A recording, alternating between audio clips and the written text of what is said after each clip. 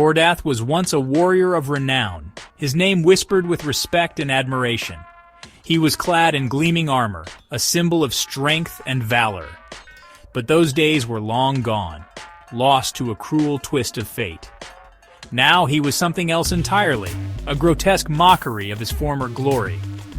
His armor, once a shining beacon of hope, was now fused with his decaying flesh, a chilling testament to the curse that held him captive. Gone was the valiant warrior, replaced by a horrifying fusion of metal and decay. His armor, once a symbol of his might, now clung to him like a malevolent parasite, its cold, rusted metal intertwined with the remnants of his rotting flesh. His once proud form was now a gruesome tableau, a horrifying spectacle that spoke of unimaginable suffering and a hunger that knew no bounds. His armor, a grotesque parody of its former glory, was a chilling testament to the curse that held him captive. Twisted and gnarled, it clung to him like a malevolent parasite, its once gleaming surface now tarnished and blackened. Rusted spikes protruded at unnatural angles, a macabre crown for the abomination he had become. Each piece of metal seemed to writhe and pulse with a sickening life of its own, a testament to the unholy fusion of flesh and steel. Those who dared to gaze upon Kordath felt an immediate primal fear grip their hearts. It was not merely his appearance that instilled such terror, but something far more insidious. It emanated from him like a noxious vapor, a palpable aura of insatiable hunger that gnawed at the edges of their sanity. The very air around him seemed to crackle with this unnatural craving, a hunger that transcended the physical realm. It sank its teeth into the souls of those unfortunate enough to be near, whispering promises of sweet oblivion while threatening to devour them whole. It was a hunger that infected their thoughts, whispering dark secrets and tempting them with thoughts of forbidden sustenance.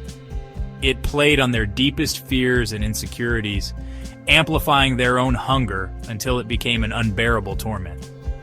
The closer they came to Kordath, the more their own bodies seemed to betray them.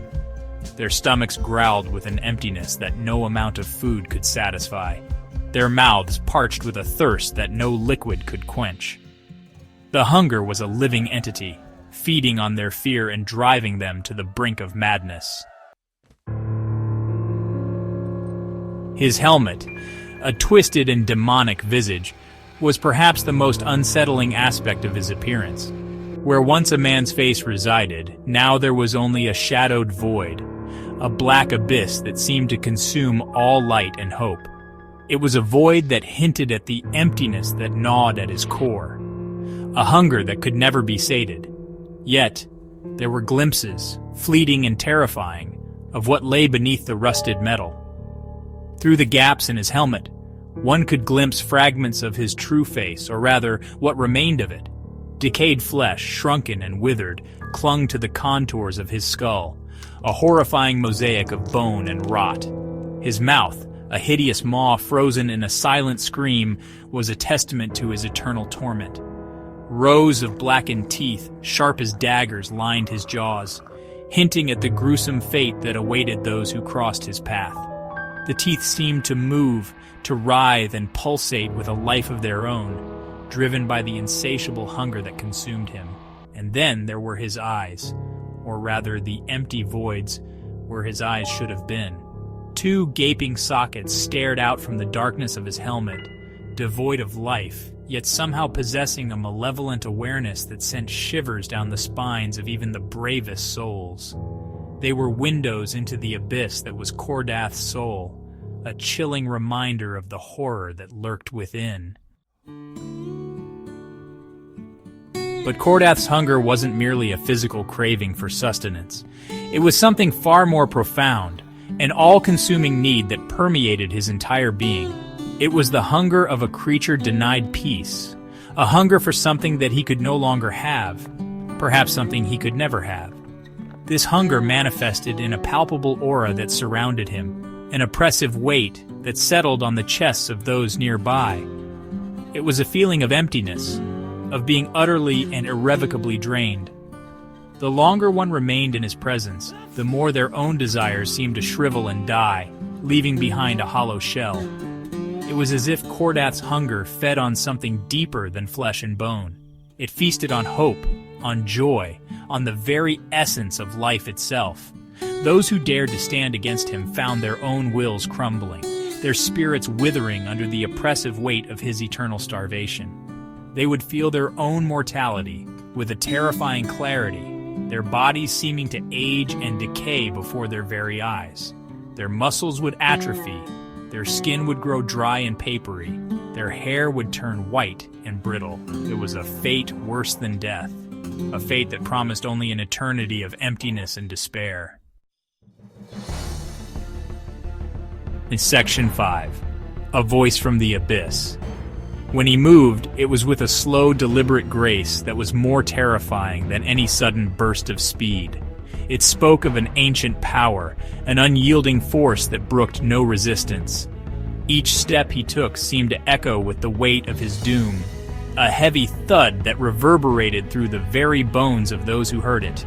And when he spoke, it was with a voice like grinding stone, a low, guttural rasp that seemed to claw its way out of some bottomless abyss. Every word was an effort, a tortured exhalation that spoke of unimaginable pain and a hunger that could never be sated. Yet, within that voice, there was a chilling echo of his former self, a hint of the noble warrior he had once been. It was a voice that could command armies, that could inspire hope in the hearts of men. But now, twisted and corrupted by the curse that held him captive, it served only to spread fear and despair. His words dripped with a chilling finality, a sense of inevitability that chilled the blood and stole the breath from their lungs. His voice was not merely a sound, but a physical presence, a wave of force that seemed to buffet those around him. It carried with it the weight of his suffering, the echoes of countless battles fought and lost. To hear him speak was to stand on the precipice of oblivion, to feel the icy breath of death upon your skin. Section 6. The weight of his gaze. His movements were neither swift nor erratic, but possessed an unsettling deliberateness. Each step was measured, each gesture imbued with an ancient, terrible purpose. It was as if he moved with the weight of ages upon his shoulders, his every action dictated by some unseen force. The way he held himself, the subtle shifts in his posture, spoke of a being long accustomed to suffering, to carrying a burden that would crush lesser beings. There was a weariness in his movements, a sense of resignation to his terrible fate that was more unsettling than any display of rage or aggression. It was in his gaze, however, that the true extent of Kordath's torment was revealed. Though his eyes were gone, replaced by those empty sockets, they seemed to see all, to pierce through flesh and bone and into the very core of a being. To be caught in that gaze was to feel utterly exposed, your deepest fears and darkest secrets laid bare before an uncaring judge. It was a gaze that could wither the soul, that could strip away all pretense and leave one utterly vulnerable.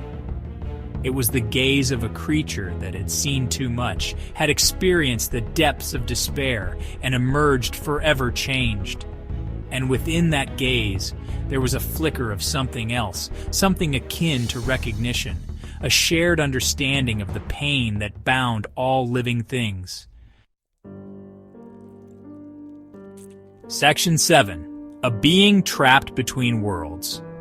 Kordath was a creature suspended between two worlds, forever caught in the throes of a hunger he could never satisfy.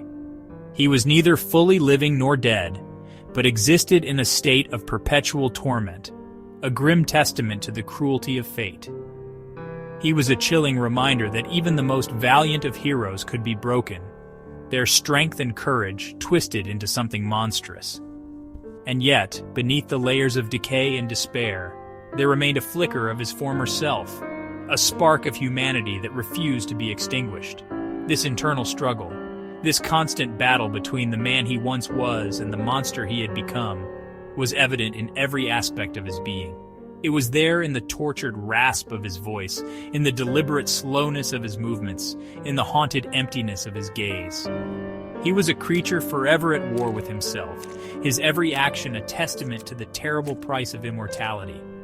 He was a living paradox, a being of immense power and strength, yet utterly enslaved by a hunger he could never hope to satisfy. Section 8. The Dread of Kordath's Approach. And so he wandered, a specter of dread and despair, his very presence a harbinger of doom. Villages were abandoned at his approach, their inhabitants fleeing in terror from the insatiable hunger that emanated from him. For Kordath's hunger was contagious, a creeping dread that infected the hearts of all who crossed his path. It whispered to them in their darkest hours, amplifying their fears and doubts until they were consumed by a craving they could not name. The mere rumor of his approach was enough to send shivers down the spines of even the bravest warriors. Tales were told of his exploits, each more horrifying than the last, each painting a picture of a creature forever on the edge of madness, driven by a hunger that could never be sated. He was a nightmare given form, a walking embodiment of the fear that lurked in the hearts of men. And as he stalked the land, his presence cast a long shadow, a chilling reminder that even in the darkest of times, there were fates far worse than death. Section 9. A Hunger That Consumes All. Kordath the Ever-Hungry, a creature of decay and despair, stood as a testament to the insatiable hunger that lurked within all beings. He was a mirror reflecting the darkest aspects of humanity, a chilling reminder that even in the face of oblivion, some appetites could never be sated. His existence was a paradox, a never-ending cycle of consumption and emptiness. He was both the embodiment of hunger and its eternal victim, forever seeking to fill a void that could never be filled.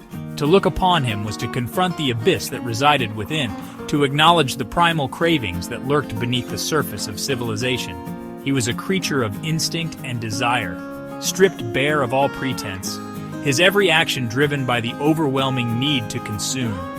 And as he wandered the desolate landscape, his presence served as a chilling reminder that beneath the veneer of order and reason, there lay a primal hunger, an insatiable appetite that threatened to consume us all.